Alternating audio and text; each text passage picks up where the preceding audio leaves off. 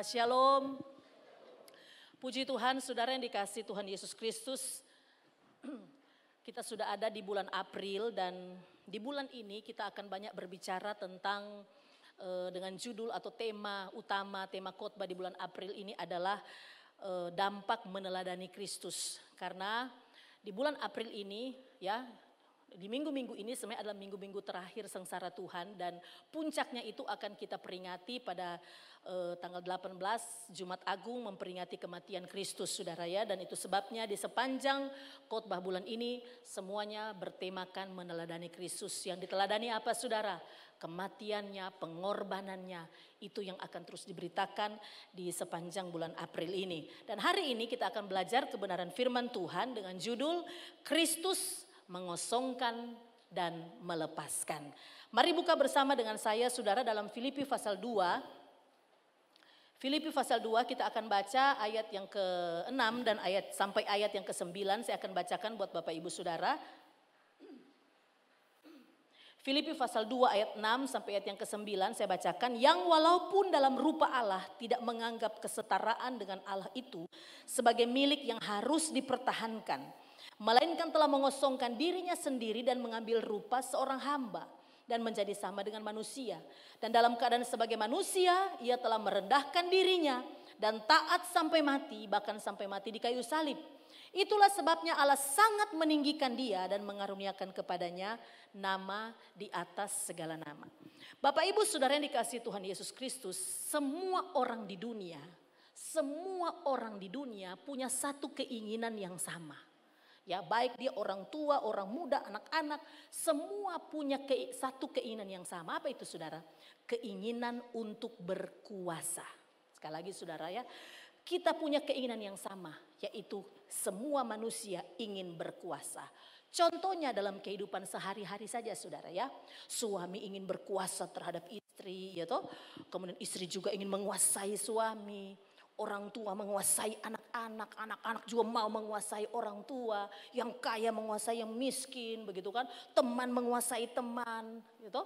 Banyak rakyat mau jadi saudara, mau berkuasa, mau duduk dalam pemerintahan. Kenapa? Kepingin berkuasa, ya. Yang sudah berkuasa mau lebih jadi penguasa, begitu. Nah, saudara yang dikasihi Tuhan Yesus Kristus, dan ini banyak bukti dalam kehidupan kita sehari-hari. Bahkan pemimpin-pemimpin agama juga ingin berkuasa. Begitu. Nah, saudara, tidak usah heran. Kenapa? Karena keinginan berkuasa ini adalah produk turunan dari Adam dan Hawa. Kita tahu ceritanya bagaimana Adam dan Hawa itu jatuh dalam dosa. Ketika mereka, saudara, ingin menjadi sama dengan Allah. Ya, ketika firman Tuhan datang kepada Adam dan Hawa bahwa semua buah-buah di sini boleh kamu makan, semua pohon dalam taman ini boleh kamu makan, tapi satu pohon ini, pohon pengetahuan baik dan jahat, tidak boleh kamu makan. Saudara, tapi kemudian iblis datang tuh dan bilang, tidak apa-apa, kalau kamu makan, kamu akan jadi sama dengan Allah. Dan hasrat itulah yang timbul, mau sama seperti Allah. Maka kemudian mereka makan dan mereka jatuh dalam dosa. Nah, saudara dikasih Tuhan, dan apa yang dilakukan oleh Adam dan Hawa ini juga adalah produk turunan. Produk turunan dari mana? Produk turunan dari malaikat terang yang memberontak terhadap Allah, kemudian dibuang ke bumi. Saudara, kenapa? Karena dia mau menyamai Allah yang maha tinggi. Maka saudara dikasih Tuhan, ini tidak usah heran, tidak usah kaget kalau saudara dikasih Tuhan, saudara sering merasa dimanfaatkan orang, saudara sering merasa dimanfaatkan orang, saudara sedang merasa bahwa saudara sedang dimanipulasi orang. Saudara tidak usah heran karena semua kita, semua manusia punya hasrat ini dalam hidup kita. Saudara dikasih Tuhan Yesus Kristus, maka jangan heran semua orang ingin berkuasa, ingin mendominasi, ingin mengendalikan, karena kita punya produk turunan ini. Nah, saudara dikasih Tuhan, tetapi kalau kita lihat dari firman Tuhan, berbeda dengan pola pikir Kristus, saudara. Yesus Kristus bukan ingin sama seperti Allah, dia adalah Allah. Tetapi firman Tuhan katakan dia mengosongkan dirinya, dia melepaskan haknya, dia melepaskan dirinya untuk menjadi manusia, bahkan mengambil rupa seorang hamba. Saudara dikasih Tuhan Yesus Kristus, mana ada manusia yang mau melepaskan haknya. Oh saudara mungkin bilang, kalau saya lepaskan haknya, aduh hancur harga diri saya. Kalau saya lepaskan hak saya, waduh rugi besar saya. Kalau saya lepaskan hak saya, oh saya bisa diinjak-injak orang. Itu manusia. Tetapi tidak dalam pribadi Yesus. Yesus menjadi rendah. Bukan karena suka tidak suka dia harus rendah. Suka tidak suka, mau tidak mau dia harus jadi rendah karena itu perintah. Tidak saudara. Yesus menjadi rendah, dia merelakan dirinya, dia kosongkan dirinya, dia melepaskan haknya, dia melakukan perendahan terhadap dirinya sendiri dalam kerelaannya saudara. Dia Allah yang maha tinggi, tetapi dia mau melampaui saudara apa yang bisa dilakukan, apa yang tidak mungkin dilakukan oleh manusia. Saudara, Yesus itu bukan raja yang menjadi rakyat jelata, saudara. Bukan raja yang menyamar jadi rakyat jelata, bukan begitu. Saudara, raja jadi rakyat jelata itu saja sudah jauh jaraknya. Ada kan banyak kisah-kisah seorang raja mau lihat bagaimana masyarakatnya, rakyatnya. Kemudian dia menjadi rakyat, saudara, menjadi berlaku seperti rakyat. Raja jadi rakyat saya sudah jauh, saudara, jaraknya. Tetapi Yesus melampaui itu. Dia Allah, kemudian dia katakan, firman Tuhan katakan dia menjadi manusia dan mengambil rupa seorang hamba. Itu jauh dan tidak bisa dibayangkan dengan apapun. Itu perendahan yang luar biasa. Saudara yang dikasihi Tuhan, mari kita akan belajar hari ini. Apa arti mengosongkan diri? Saudara, mari kita lihat. Mengosongkan diri itu saudara dalam bahasa aslinya ditulis dengan kata kenoo. Kenoo atau kenosis, begitu saudara ya. Nah saudara, apa artinya kenosis? Kenosis itu artinya yang pertama, tindakan menganggap diri bukan siapa-siapa. Kenosis itu artinya tindakan menganggap diri bukan siapa-siapa. Jadi Yesus itu adalah Allah, tetapi dia menganggap dirinya bukan siapa-siapa.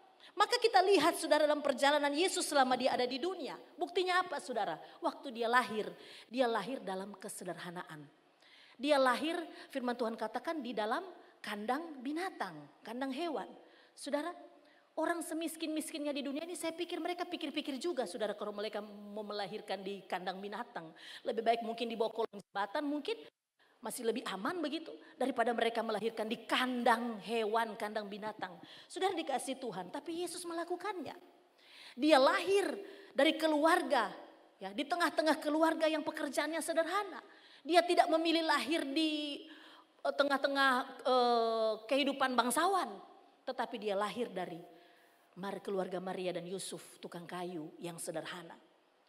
Bahkan Matius 8 ayat 20 berkata, firman Tuhan berkata, Yesus berkata kepadanya, serigala mempunyai liang dan burung mempunyai sarang, tetapi anak manusia tidak mempunyai tempat untuk meletakkan kepalanya. Betapa sederhananya dia, betapa miskinnya ketika dia datang. Bahkan untuk meletakkan kepalanya saja dia tidak punya tempat. Saudara, jadi saya mau katakan bahwa berkenosis itu tidak mudah. Mengosongkan diri itu tidak mudah. Saudara dikasih Tuhan, dalam terjemahan bahasa Inggrisnya, dalam terjemahan New King James Version saudara, kata mengosongkan diri, kata kenosis itu dikatakan have no reputation, tidak punya reputasi. Saudara dikasih Tuhan Yesus Kristus, saya mau katakan bahwa ketika Yesus datang ke dalam dunia, dia meninggalkan reputasinya sebagai Allah. Saudara, dia tidak punya reputasi, dia tidak menjaga reputasinya. Kenapa? Karena dia lebih menjaga ketaatannya kepada Bapaknya di surga. Dia lebih menjaga ketaatan kepada rancangan Bapa yang harus dia kerjakan. Dia lebih fokus kepada kasih Allah yang harus dinyatakan kepada semua orang berdosa, daripada dia menjaga reputasinya. Saudara, manusia selalu menjaga reputasi. Tetapi Yesus ketika dia mengosongkan dirinya, dia Allah yang mengosongkan dirinya. Dia tidak terganggu dengan reputasinya yang hilang. Karena dia fokus kepada saya dan saudara. Mungkin sudah berkata, mengapa ya Yesus tidak melawan? Kenapa Yesus tidak tidak menjawab pertanyaan-pertanyaan pada saat dia dihina, pada saat dia diolok-olok, pada saat dipertanyakan kealahannya. Saudara, kenapa dia cuma diam? Kenapa dia tidak melawan? Kenapa dia tidak berkata-kata menjelaskan, mengklarifikasi? Kenapa saudara? Karena dia tidak mempertahankan reputasinya. Saudara dikasih Tuhan Yesus Kristus. Bukan hanya pada waktu dia dihina, bukan hanya pada waktu dia diolok, bahkan ketika dia dipuji-puji pun, saudara, dia tidak terganggu dengan hinaan atau pujian. Pada dalam cerita di dalam Yohanes 6 ayat 14 sampai ayat yang ke-15, ketika orang banyak itu melihat mujizat yang telah diadakannya, ini mujizat Yesus memberi makan 5.000 orang, saudara. Mereka berkata apa, saudara? Dia ini adalah benar-benar nabi yang akan datang ke dalam dunia. Ayat 15. Karena Yesus tahu bahwa mereka hendak datang dan hendak membawa dia dengan paksa untuk menjadi raja. Ini pujian, sudah. Ini sebenarnya pujian. Mereka lihat dia ini sebenarnya nabi. Dan mereka mau datang paksa untuk Yesus harus jadi raja atas mereka. Tapi apa yang Yesus lakukan? Dia menyingkir dari situ. Dia pergi ke gunung, dia menyendiri. Kenapa? Kenapa dia tidak mempercayakan dirinya kepada orang banyak bahwa benar-benar bahwa memang dia itu adalah sepribadi Allah yang hebat. Saudara, karena dia tidak mempertahankan reputasinya. Dihina atau dipuji tidak mengganggu dia. Tidak mempengaruhi dia. Karena dia apa, saudara? Dia sudah kenosis. Dia sudah kenosis untuk rancangan Allah yang besar. Dia sudah kosongkan dirinya untuk mencapai tujuannya, yaitu menyelamatkan saya dan saudara. Saudara dikasih Tuhan. Bahkan saat Yesus di atas kayu salib pun, saudara, dia tidak terusik dengan kata-kata hinaan dari orang-orang yang melihat proses penyaliban itu. Di dalam Matius 27 ayat 42, ada orang berkata begini, orang lain ia selamatkan, tetapi dirinya sendiri dia tidak dapat selamatkan. Inikah Raja Israel? Yang begini Raja Israel? Baiklah ia turun dari salib itu dan kami akan percaya kepadanya. Saudara dikasih Tuhan Yesus Kristus. Ini kata-kata penghinaan yang luar biasa. Saudara, ya, orang lihat, katanya Allah. Kalau dia bisa selamatkan dirinya, dia turun, baru kita mau percaya. Saudara, seorang hamba Tuhan bilang begini, syukur dia sudah mengosongkan dirinya. Syukur Tuhan Yesus sudah mengosongkan dirinya. Puji Tuhan dia tidak tersinggung. Kalau dia tersinggung, saudara, dia turun dari salib. Saya dan saudara yang harus naik ke kayu salib itu. Kalau Yesus tidak mengosongkan dirinya. Dan ketika orang menyatakan itu, orang menghina dia tersinggung, dia turun. Saya dan saudara yang naik di kayu salib itu. Kita yang harus menebus diri kita sendiri. Saudara yang dikasih Tuhan Yesus Kristus. Bahkan dalam kesakitannya pun, dia tidak terganggu. Kerelaannya tidak terganggu untuk menyelesaikan tugas Bapaknya. Kenapa? Karena kenosis itulah yang membuat dia rela untuk mati, untuk hidup saya dan saudara. Pengertian yang kedua, saudara, arti dari kenosis atau mengosongkan diri adalah menahan dirinya untuk menggunakan kemampuan atau hak istimewanya. Mengosongkan diri artinya bahwa Yesus menahan dirinya untuk menggunakan kemampuan dan hak istimewanya. Saudara dikasih Tuhan, saya mau tanya kepada saudara Bapak Ibu Saudara. Apakah Yesus setelah dia datang ke dunia, apakah Yesus ketika dia datang ke dunia dia itu Allah atau tidak? Allah? Yang Allah angkat tangan. Yang manusia, dia manusia 100%. Dia yang mana-mana coba Ibu ke tangan. Saudara dikasih Tuhan. Ya, apakah dia tetap Allah? Karena pertanyaan inilah yang membuat seringkali kita diolok-olok oleh orang yang tidak percaya. Kalau saudara baca medsos, saudara kemudian saudara biasanya kan di situ orang berdebat, ya, orang menghina, ya, menghina kekristenan. Allah mana yang mati dibunuh? Katanya dia Tuhan, Tuhan kok mati? Tuhan kok disalib mati? Ya berarti payah dong, itu bukan Tuhan. Tuhan lemah, Tuhanmu Tuhan yang lemah. Tuhan yang mati, Allah yang mati. Saudara dikasih Tuhan, saya mau katakan begini. Yesus Kristus ketika datang ke dalam dunia, memang dia mengambil rupa sebagai manusia menjadi hamba. Tetapi dia tetap Allah. Yesus tetap Allah. Dia tetap Allah sekalipun dia mengambil rupa seorang hamba. Tapi pertanyaannya kenapa dia tidak melawan? Kenapa dia tidak membuktikan bahwa dia benar-benar adalah Allah? Kenapa dia tidak membiarkan atau membinasakan saudara? Dia tidak membinasakan tentara-tentara Romawi. Dia tidak membinasakan ahli-ahli Taurat, orang-orang Farisi yang menghina dia, orang-orang Yahudi yang menghina dia, yang menyalibkan dia, mengolok-olok dia. Kenapa dia tidak binasakan? So, saya mau katakan begini. Karena dia menahan dirinya dan membatasi kuasanya. Dia bukan tidak mampu, tetapi dia tidak mau melakukannya. Saudara, tidak mampu dan tidak mau itu beda sekali saudara ya. Saudara mampu tapi saudara tidak mau melakukan, saudara pasti tahu bedanya. Begitulah yang Yesus kerjakan. Dia kenosis, dia mengosongkan dirinya untuk membatasi kuasanya. Bukan dia tidak mampu melakukannya, tapi dia tidak mau menggunakan kuasanya. Saudara, mari saya buktikan di dalam contoh dalam firman Tuhan. Ketika Yesus ditangkap di Getsemani, saudara, ada orang yang datang, ada pasukan yang datang, kemudian menangkap dia. Kemudian apa yang terjadi? Tiba-tiba Petrus menghunus pedangnya, menghunus ke telinga seorang imam besar, putus. Dan kemudian Yesus berkata, sarungkan pedangmu, karena kalau kamu main dengan pedang, kamu akan binasa dengan pedang. Maka ayat yang kedua, pasal 26 ayat yang ke-53, coba buka. Yesus berkata begini, atau kau sangka bahwa aku tidak dapat berseru kepada Bapakku supaya ia segera mengirimkan lebih dari 12 pasukan malaikat membantu aku. Saudara, apakah Yesus tidak mampu? Dia mampu, tapi dia membatasi kuasanya. Saudara, saya melihat begini, saya coba mencari 12 pasukan malaikat itu berapa jumlahnya.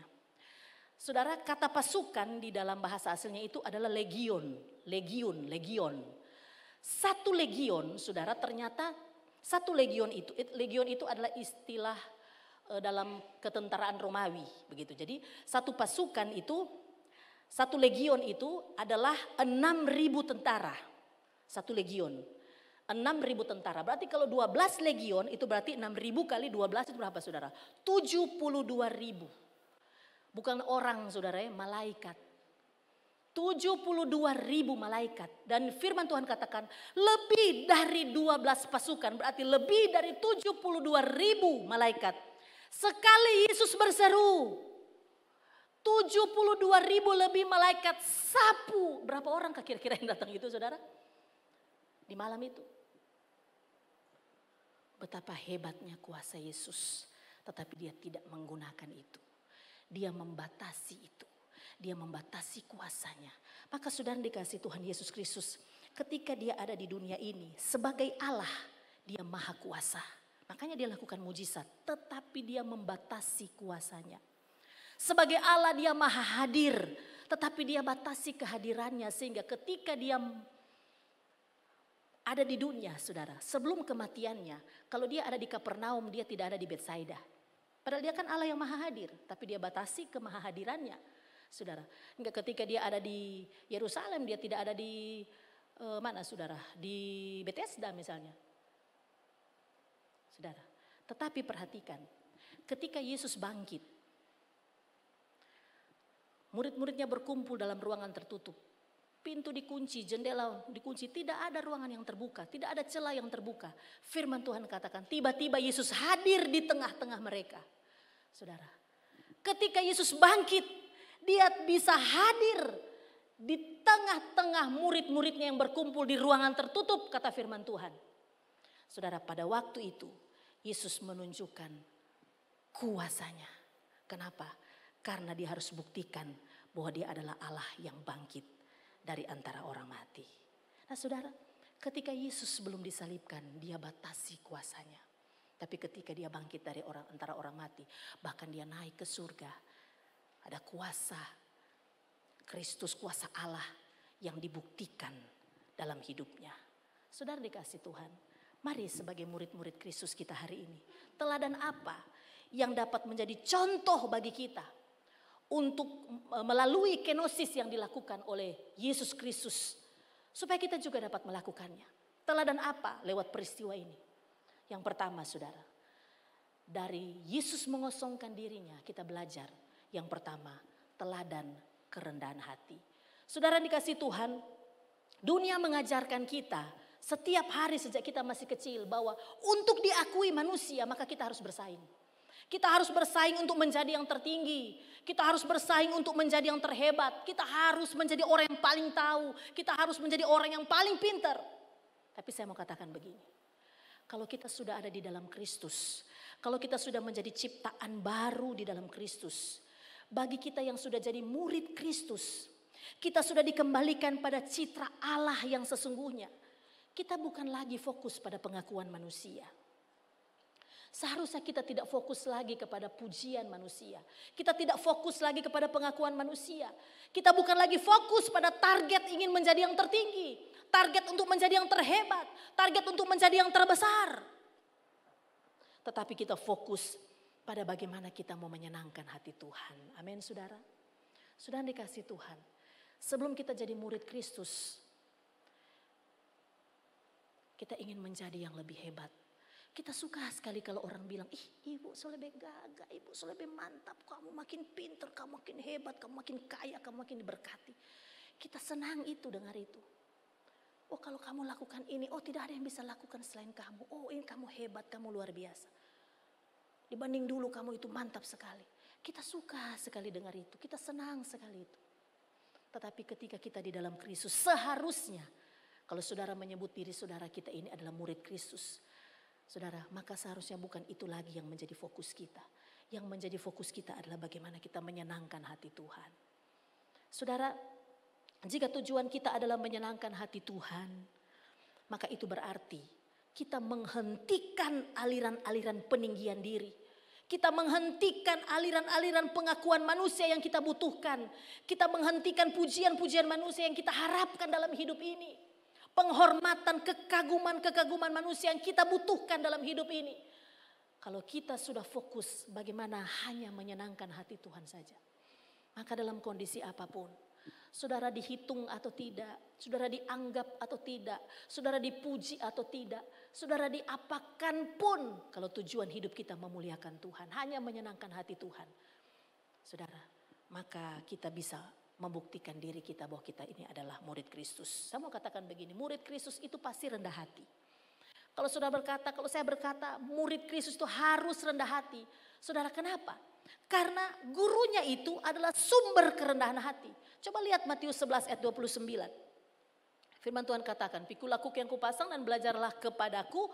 Karena aku lemah lembut dan apa saudara? Rendah hati. Yesus berkata, karena aku adalah lemah lembut dan rendah hati. Saudara, Yesus tidak bilang karena saya pintar, karena saya Allah, karena saya hebat. Kalaupun Yesus mengatakan begitu ya memang benar. Tapi Yesus berkata karena aku rendah hati. Saudara dikasih Tuhan, maka pasti saya yakin 1000% kalau saudara murid Kristus tidak ada itu penyakit NPD, itu tidak ada saudara. Tahu tuh apa itu NPD? NPD itu Narcissistic Personality Disorder. Gangguan apa saudara? Gangguan kepribadian narsistik. Kalau saudara susah-susah mau pikir jo orang Manado bilang ini penyakit makam puji. Itu saudara ya, kalau susah mau bilang ini narcissistic personality disorder, ini penyakit makam puji. Orang Manado bilang makam puji penenemo yang ini saudara, NPD ini. Saudara, lihat jo, kita satu usah baca jo sendiri situ. Mudah-mudahan saudara dapat baca dan saudara bisa menemukan di bagian mana saudara itu NPD-nya. Begitu saudara ya. Kalau kita murid Kristus, kita tidak akan mungkin merasa lebih baik dari orang lain. Kalau kita murid Kristus, kita tidak mungkin merasa bahwa kita sudah lebih jago dari orang lain. Kita itu harus lebih hebat, kita itu harus begini, harus begitu. Tidak saudara. Dan yang dikasih Tuhan Yesus Kristus. Sebelum jadi murid, bisa saja mungkin kita begitu. Tapi saudara dikasih Tuhan, saya yakin seorang murid sejati, Roh Kudus akan mencerlikkan mata rohaninya untuk melihat banyak hal yang perlu diubah dari hidup kita. Kalau saudara murid Kristus, kalau saudara ciptaan baru, kalau saudara tinggal di dalam Kristus, maka pasti Roh Kudus akan kasih tahu. Roh Kudus akan menunjukkan apa yang harus diubah dari hidup saudara. Maka saya yakin tidak akan ada penyakit ini kalau orang itu murid Kristus. Kalau sampai kita masih ada yang begini saudara, harus belajar. Sebagai murid itu harus belajar kepada Yesus. Sumber kerendahan hati. Saudara dikasih Tuhan, karena kita di dalam Kristus harus berani merendahkan hati kita. Karena tidak ada jalan peninggian tanpa perendahan hati. Kalau saudara mau ditinggikan oleh Tuhan harus rendah hati. Tuhan Yesus mengajarkan dalam Matius 23 ayat 11. Barang siapa terbesar di antara kamu, hendaklah ia menjadi pelayanmu. Kalau ada yang mau jadi terbesar harus jadi hamba. Kalau ada yang kepingin jadi besar, saudara, dia harus jadi seorang hamba. Inilah konsep dari Yesus Kristus, inilah konsep Alkitab. Berbeda dengan konsep dunia. Kalau konsep dunia sudah menjadi terbesar, sudah harus paling hebat, paling jago. Sudah harus jadi seorang pemimpin yang hebat, yang menunjukkan kehebatanmu. Tetapi konsep Alkitab tidak begitu. Kalau kita mau ditinggikan, kita harus merendahkan diri kita. Kita harus merendahkan hati kita menjadi seorang pelayan. Itu yang pertama, saudara. Teladan yang bisa kita ambil dari kenosisnya Yesus Kristus. Pengosongan dirinya untuk datang mengasihi saya dan saudara. Kita belajar tentang kerendahan hati. Yang kedua, kita belajar tentang melepaskan kepentingan pribadi. Teladan melepaskan kepentingan pribadi. Ini susah, saudara. Ini susah. Saya pun waktu susun khotbah ini saya bilang, Tuhan, boleh ganti bahan lain, boleh ganti bahan lain, bukan bahan ini, begitu saudara ya. Tapi saya tidak tahu juga kenapa saya dijadwalkan di minggu pertama ini, saudara, dengan tema ini. Jadi saya harus belajar. Jangan saya memberitakan tapi saya sendiri tolak. Jangan saya memberitakan tapi saya tidak mampu melakukannya. Saudara, dan ini yang Tuhan inginkan. Tuhan kasih beritakan teladan untuk melepaskan kepentingan pribadi. Markus 10 ayat 45. Karena anak manusia juga datang bukan untuk dilayani, melainkan untuk melayani dan untuk memberikan nyawanya menjadi tebusan bagi banyak orang. Saudara lihat, Yesus mengosongkan dirinya menjadi manusia, mengambil rupa sebagai hamba untuk apa? Untuk melayani dan memberi nyawanya bagi tebusan bagi semua orang, saudara. Inilah yang seharusnya menjadi semangat kita. Ini harusnya menjadi panggilan kita, menjadi dorongan bagi kita. Bahwa kita meneladani, kita tidak berpikir untuk kepentingan diri kita, tapi kita memperhatikan kepentingan orang lain. Saudara, bahwa panggilan kita adalah panggilan hidup bagi orang lain, hidup bagi sesama. Coba lihat Filipi 2 ayat 3 dan 4. Firman Tuhan katakan, dengan tidak mencari kepentingan sendiri atau puji-pujian yang sia-sia. Sebaliknya hendaklah dengan rendah hati yang seorang apa saudara? Menganggap yang lain lebih utama daripada siapa? Dirinya sendiri. Kita harus punya semangat ini, saudara. Bahwa kalau kita meneladani Kristus, maka ketika Yesus melakukan untuk kepentingan orang lain, kita pun juga harus demikian. Jangan sudah dikasih Tuhan, kita lupa bahwa kita harus lebih memperhatikan kepentingan orang lain daripada kepentingan diri kita sendiri. Maka saya katakan bahwa ini tidak mudah. Saudara, kenapa? Karena sejak kecil kita selalu dihadapkan pada dorongan-dorongan untuk apa? Untuk mendahulukan kepentingan pribadi kita. Saudara, kita diajar untuk memperjuangkan hak-hak kita. Kita diajar untuk mencapai ambisi-ambisi kita. Sejak kecil kita dididik untuk bisa meraup sebanyak-banyaknya keuntungan untuk masa depan kita, keuntungan untuk diri kita sendiri. Mungkin tidak salah sepenuhnya, saudara, tapi saya mau katakan begini. Kalau hanya ini yang kita pikirkan, maka ini akan melahirkan, saudara, karakter individualistis. Saudara, yang hanya berpusat kepada diri kita sendiri. Segala sesuatu untuk diri kita sendiri. Hanya untuk keluargaku, hanya untuk keturunanku, hanya untuk orang-orang terdekatku. Apa yang kumiliki. Pusing amat dengan apa yang ada di orang-orang di sekitar kita, tetangga kita atau siapapun. Pokoknya ini untuk pribadiku, ini untuk komunitasku, ini untuk hidupku, untuk keluargaku. Saya mau katakan selama kita masih hidup hanya untuk diri kita sendiri, kita tidak layak disebut murid Kristus. Sebab murid Kristus adalah seorang pribadi yang juga memperhatikan kepentingan orang lain. Saudara dikasih Tuhan Yesus Kristus, saya mau katakan begini, mementingkan kepentingan orang lain tidak berarti mematahkan atau melemahkan kepentingan saudara. Tidak begitu, saudara. Kalau kita memperhatikan kepentingan orang lain bukan berarti kita melemahkan kepentingan diri kita sendiri. Tidak begitu. Saya akan bagikan kepada Bapak Ibu Saudara sebuah gambar, sebuah foto. Saudara, ini adalah Dr. Lee Darmawan. Dia dokter Indonesia, saudara. Ya, dia dokter Indonesia, tetapi dia mendedikasikan hidupnya untuk memberikan pelayanan, ya, memberi pelayanan kesehatan tanpa mematok tarif, tanpa mematok harga, bahkan tanpa imbalan, saudara. Ada kata-katanya di situ. Kalau kamu menjadi dokter, ini perhatikan anak-anak muda yang mau jadi dokter, sekarang sekolah dokter, atau orang tua yang anaknya mau jadi dokter. Kalau kamu menjadi dokter, kamu jangan memeras orang miskin. Mereka akan membayar, tapi mereka akan menangis karena ketika pulang mereka tak punya uang untuk membeli beras. Halo, calon-calon dokter. Ada di sini bukan? Atau cuma mantri atau apa di sini? Pokoknya semua yang berhubungan dengan kesehatan, saudara. Saya punya pengalaman buruk tentang melihat, saudara ya, mengalami. Kalau orang berobat ke dokter sekarang, tidak semua, banyak dokter Kristen baik, saudara. Tapi banyak juga yang terlalu, apa saudara? Apa namanya? Konsumsi, apa? Saudara ya, terlalu apa saudara ya? Komersil, maksudnya konsumsi. Nggak makan kita ini saudara. Ya, terlalu komersil begitu. Boleh cuma kasih 1 obat, 2 obat, dia bikin 10, padahal berguna tuh 10. Kenapa? Mahal itu vitamin itu semua. Mesti ambil ini. Aduh saudara, tolong ya yang dokter-dokter ini belajar dokter Lee. Saudara, bagaimana memperhatikan kepentingan orang lain itu jauh lebih indah. Saudara, diceritakan bahwa dia menjual rumah pribadinya. Saudara, rumah pribadinya dia jual. Bukan untuk beli apartemen, bukan untuk beli rumah yang lebih besar, bukan untuk beli tanah berhektar-hektar.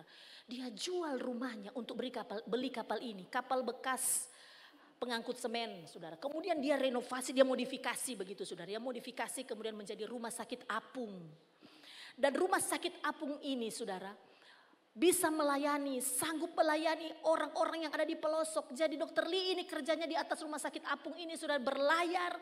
Ya saudara, kemudian dia singgah di daerah-daerah. Di mana banyak di daerah-daerah orang sakit belum Riki sampai di puskesmas mati di tengah jalan. Kenapa? Karena sulitnya medan, sulitnya jarak tempuh. Dan dokter Lee menyelamatkan begitu banyak nyawa, saudara. Melalui rumah sakit apung. Dia jual rumah untuk kepentingan orang lain. Saudara, mungkin saudara tidak se ekstrim itu. Tetapi kadangkala kita terlalu memikirkan kepentingan diri kita sendiri. Terlalu berpikir bagaimana kita memperkaya, bagaimana kita memperkuat diri kita sendiri. Tanpa kita peduli kepada orang lain. Saudara dikasih Tuhan, maka tidak heran dalam Matius 25 ayat 34. Firman Tuhan berkata, dan raja itu akan berkata kepada mereka yang di sebelah kanannya. Mari hai kamu yang diberkati oleh Bapakku, terimalah kerajaan yang telah disediakan bagimu sejak dunia dijadikan. Sebab ketika aku lapar kamu memberi aku makan, ketika aku haus kamu memberi aku minum, ketika aku seorang asing kamu memberi aku tumpangan. Ketika aku telanjang kamu memberi aku pakaian, ketika aku sakit kamu melawat aku, ketika aku di dalam penjara kamu mengunjungi aku. Ayat 40 coba lihat. Dan raja itu menjawab kepada mereka, aku berkata kepadamu sesungguhnya segala sesuatu yang kamu lakukan untuk salah seorang dari saudaraku yang paling hina ini, kamu telah melakukannya untuk aku.